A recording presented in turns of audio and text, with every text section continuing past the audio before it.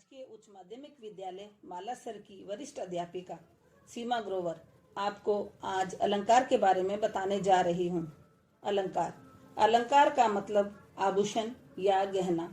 जिस प्रकार हिंदी के इतिहास में संज्ञा, सर्वनाम, क्रिया, विशेषण, उत्सर्ग, प्रत्यय, पर्यायवाची, विलोम शब्द आदि हिंदी की शोभा बढ़ाते हैं, उसी प्रकार अलंकार हिंदी पद्य को सुशोभित करते हैं।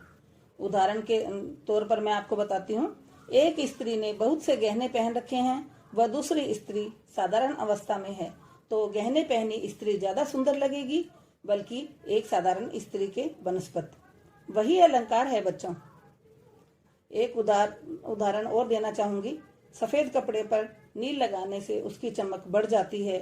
उसी प्रकार हिंदी पद्य भाषा में अलंकार का प्रयोग करने से उसमें और अधिक चमक पैदा हो जाती है। अब प्यारे बच्चों, आप समझ गए होंगे अलंकार किसे कहते हैं। हम आपको अलंकार के भेद बताएंगे। अलंकार के 3 भेद होते हैं: शब्दालंकार, अर्थालंकार, उभयालंकार। शब्दालंकार जहाँ चमत्कार कविता में प्रयुक्त शब्द पर आधारित होता है, वहाँ शब्दालंकार होता है। और शब्दालंकार के कई भेद हैं, जैसे अनुप्रास अलंकार, यमक अलंकार, पुनरुक्ति अलंकार, विप्सा अलंकार, वक्रोक्ति अलंकार और श्लेष अलंकार। उनमें से कुछ अलंकार के बारे में मैं आपको अभी स्पष्ट करूंगी। हाँ तो बच्चों, अभी आप साथ साथ में देख भी रहे हैं, आपके साथ अलंकार के भेद चल रहे हैं। पहला है अनुप्रास अलंकार, जहाँ काव्य पंक्ति में वर्णों की आवृत्ति 1 से अधिक बार हो, अर्थात एक ही शब्द 2 या 2 से अधिक बार हो, वहां पर अनुप्रास अलंकार होता है। जैसे भगवान भक्तों की भयंकर बुरी बीती भगाइए, यहाँ पर भ की आवृत्ति बार बार हो रही है, इसलिए यहाँ पर अनुप्रास अलंकार है। एक इसका दूसरा उदाहरण और देखिए। मूर्ति मधुर मनोहर देखी, यहाँ पर म की आवृत्ति बार बार आ रही है। वापिस मैं आपको एक बार स्पष्ट करना चाहूंगी, एक ही शब्द 2 या 2 से अधिक बार जहां पर भी आता हो, वहां पर अनुप्रास अलंकार होता है। आगे आप दूसरा अलंकार देखिए, यमक अलंकार, जहां एक या एक से अधिक शब्दों की आवृत्ति हो और उनके अर्थ भिन्न भिन्न हो, अर्थात 2 या 2 से अधिक शब्द एक समान हो, वहां पर यमक अलंकार होता है। जैसे कनक कनकते सो गुनी मादकता अधिकाए, या खाए बोराए जग या पाए बोराए। एक कनक का अर्थ है दतूरा और दूसरे कनक का अर्थ है स्वर्ण या सोना। शब्द तो एक ही आया है, लेकिन इनके अर्थ 2 अलग अलग आ रहे हैं। इसी प्रकार आप दूसरा उदाहरण देखिए। काली घटा का घमंड घटा, नवमंडल तारक वृंद खिले। एक घटा का अर्थ है बादल की छाया और दूसरी घटा का अर्थ कम होना, यहाँ पर यमक अलंकार है। इसी प्रकार अंतिम आप देखेंगे श्लेष अलंकार। हिंदी काव्य में जहाँ एक ही शब्द के एक से अधिक अर्थ प्रकट होकर चमत्कार की अनुभूति कराते हैं, वहाँ श्लेष अलंकार होता है। अर्थात सरल शब्दों में एक ही शब्द के अनेक अर्थ निकलते हो, वहाँ श्लेष अलंकार होता है। जैसे रहीमन पानी राखिए, बिन पानी सब सून, पानी गए न उबरे, मोती मानस चून। द्वितीय पंक्ति में पानी एक बार आया है, इसके अर्थ 3 तरह से निकलते हैं। मोती के संदर्भ में पानी का अर्थ चमक है, मनुष्य के संदर्भ में पानी का अर्थ प्रतिष्ठा या इज्जत मान मर्यादा से है, और चूर्ण के संदर्भ में पानी का अर्थ जल से है। अतः यहाँ श्लेष अलंकार है। एक और उदाहरण आपको मैं इसका दूंगी। मंगन के देखी पटी देत बार बार है, यहाँ पट के 2 अर्थ हैं। एक व्यक्ति याचक को देखकर बार बार वस्त्र देता है, दान देता है, वहीं दूसरी तरफ याचक को देखकर व्यक्ति दरवाजा बंद कर लेता है। यहाँ पर अब हम आपको अर्थालंकार के बारे में बताएंगे। अर्थालंकार जहाँ कविता का चमत्कार या शोभा उसके अर्थ पर आधारित होती है, वहाँ अर्थालंकार होता है। अर्थालंकार के कई भेद हैं, जैसे उपमा, रूपक, उत्प्रेक्षा, दृष्टांत, संदेह, अतिशयोक्ति आदि आदि आप सामने देख रहे हैं। उनमें से कुछ अलंकार के बारे में मैं आपको विस्तार से बताऊंगी। सबसे पहले उपमा अलंकार। जैसा कि नाम से ही विदित है, किसी एक वस्तु की दूसरी वस्तु से तुलना करना। जब हम किसी दूसरी वस्तु से तुलना करेंगे तब ही हम उपमा अलंकार को पहचान सकेंगे। जैसे हम दो पढ़ने वाले होशियार बच्चे राम और श्याम की तुलना करेंगे, तब ही हमें आभास होगा कि राम पढ़ने में ज्यादा होशियार है या श्याम। सरल शब्दों में जहाँ रूप, रंग, गुण आदि किसी धर्म के कारण किसी वस्तु की समानता दूसरे श्रेष्ठ या प्रसिद्ध वस्तु में दिखाई दे, वहाँ उपमा अलंकार होता है। उपमा अलंकार के 4 भेद हैं। पहला उपमेय, दूसरा उपमान, तीसरा गुण एवं चौथा धर्म। पहला उपमेय जिस वस्तु का वर्णन किया जाता है अर्थात वर्णित या प्रस्तुत वस्तु को उपमेय कहते हैं। जैसे कमल सदृश कोमल हाथों ने, काव्य पंक्ति में हाथों का वर्णन किया जा रहा है, अतः यहाँ हाथ उपमेय है। दूसरा उपमा का भेद है उपमान। जिस अप्रस्तुत वस्तु से प्रस्तुत वस्तु अर्थात उपमेय की समानता दिखाई जाए उसे ही उपमान कहते हैं। जैसे कमल सदृश कोमल हाथों ने, यहाँ हाथों की समानता कमल से दिखाई गई है, अतः यहाँ कमल उपमान है। उपमा का तीसरा भेद साधारण धर्म है। उपमेय या उपमान के जिस गुण की समानता दिखाई जाती है उसे साधारण धर्म कहते हैं। जैसे कमल सदृश कोमल हाथों ने, काव्य पंक्ति में कोमलता समान धर्म है। अंतिम व चौथा उपमा अलंकार का भेद वाचक शब्द। समान गुण को व्यक्त करने वाला शब्द वाचक शब्द कहलाता है। वाचक शब्द द्वारा उपमेय तथा उपमान की समानता सूचित की जाती है।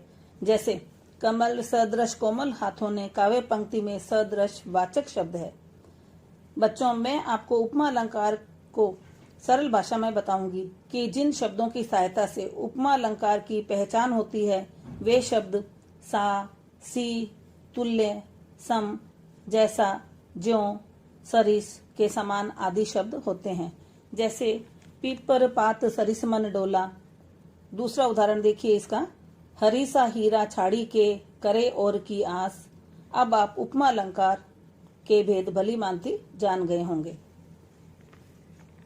तो बच्चों, अब अपन अर्थ अलंकार का दूसरा भेद रूपक अलंकार, जो कि आपको सामने दिखाई दे रहा है, के लक्षण एवं परिभाषा को पढ़ेंगे। जहां उपमेय और उपमान में एक रूपता दिखाकर दोनों में अभेद स्थापित कर दिया जाता है, वहां रूपक अलंकार होता है। यद्यपि रूपक अलंकार में उपमेय तथा उपमान दोनों ही उपस्थित होते हैं, किंतु अत्यधिक सादृश्यता के कारण दोनों एक दिखाई पड़ते हैं। सरल शब्दों में कहूंगी कि प्रस्तुत वस्तु को अप्रस्तुत वस्तु पर आरोपित कर दिया जाता है। इस प्रकार उपमेय और उपमान में अभेद स्थापित हो जाता है। तो बच्चों, आगे रूपक अलंकार का उदाहरण है, अंबर पनघट में डुबो रही तारा घट उषा नागरी।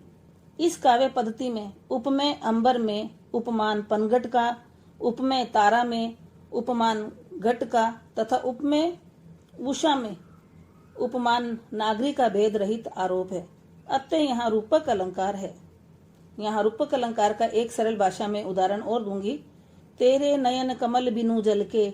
इस काव्य पंक्ति में नयन उपमेय और कमल उपमा में अभेद स्थापित किया गया है, अतः यहाँ रूपक अलंकार है। तो प्यारे बच्चों, आप रूपक अलंकार की परिभाषा, अर्थ व लक्षण समझ गए होंगे। अब मैं आपको उत्प्रेक्षा अलंकार के बारे में बताऊंगी। उत्प्रेक्षा अलंकार, जहां उपमेय में किसी उपमान की संभावना व्यक्त की जाती है, वहां उत्प्रेक्षा अलंकार होता है।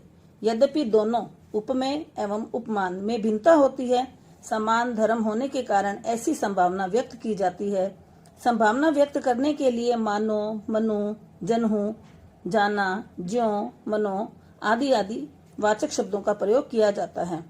आप उदाहरण के तौर पर देख सकते हैं, सोहत ओडे पीठ पट, श्याम सलोने गात, मनो नील मणि सैल पर, आंतप पर्यो प्रभात। श्री कृष्ण का सांवला शरीर। उपमेय में नीलमणि पर्वत उपमान की संभावना व्यक्त की गई है। तो आप उत्प्रेक्षा अलंकार समझ गए होंगे। अब आगे अगला अलंकार है संदेह अलंकार। जहाँ समानता के कारण एक वस्तु में दूसरी वस्तु होने का संदेह हो अर्थात निश्चय न हो सके, वहाँ संदेह अलंकार होता है। इसका उदाहरण देखिए। सारी बिच नारी है कि नारी बिच सारी है, सारी ही की नारी है कि सारी ही की नारी है। यहाँ द्रौपदी की बढ़ती हुई सारी के कारण नारी और साड़ी में संदेह हो रहा है। द्रौपदी साड़ी में है या साड़ी द्रौपदी में है। अतिशयोक्ति अलंकार।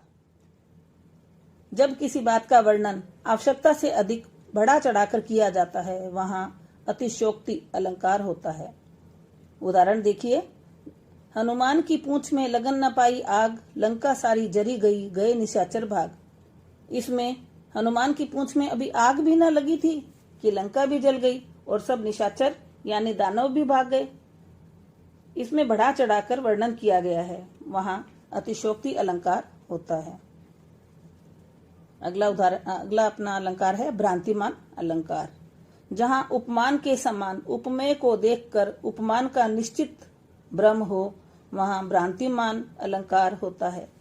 भ्रांतिमान में निश्चय तो होता है परंतु सही नहीं होता, वहां भ्रांतिमान अलंकार होता है। जैसे देख कर सहसा हुआ शुक मौन है, सोचता है अन्य शुक यह कौन है। इस पंक्ति में नाक में तोते का और दंत पंक्ति में अनार के दाने का भ्रम हुआ है, यही भ्रांतिमान अलंकार है। अब हम काव्य शास्त्र में अलंकार यहीं समाप्त करते हैं। आपको गृह कार्य के लिए कुछ प्रश्न दे रही हूं। पहला प्रश्न आप लिखिए, अलंकार की परिभाषा। दूसरा प्रश्न है, यमक अलंकार का उदाहरण दीजिए। तीसरा प्रश्न है, उपमा तथा उत्प्रेक्षा अलंकारों का अंतर स्पष्ट कीजिए। प्रश्न नंबर 4, मूर्ति मधुर मनोहर देखी किस अलंकार का उदाहरण है। आगे प्रश्न नंबर 5 है, भ्रांतिमान अलंकार, उसकी परिभाषा उदाहरण सहित लिखिए। इस क्लास में बस इतना ही। अगली क्लास के लिए नए टॉपिक के साथ फिर मिलेंगे। नमस्कार।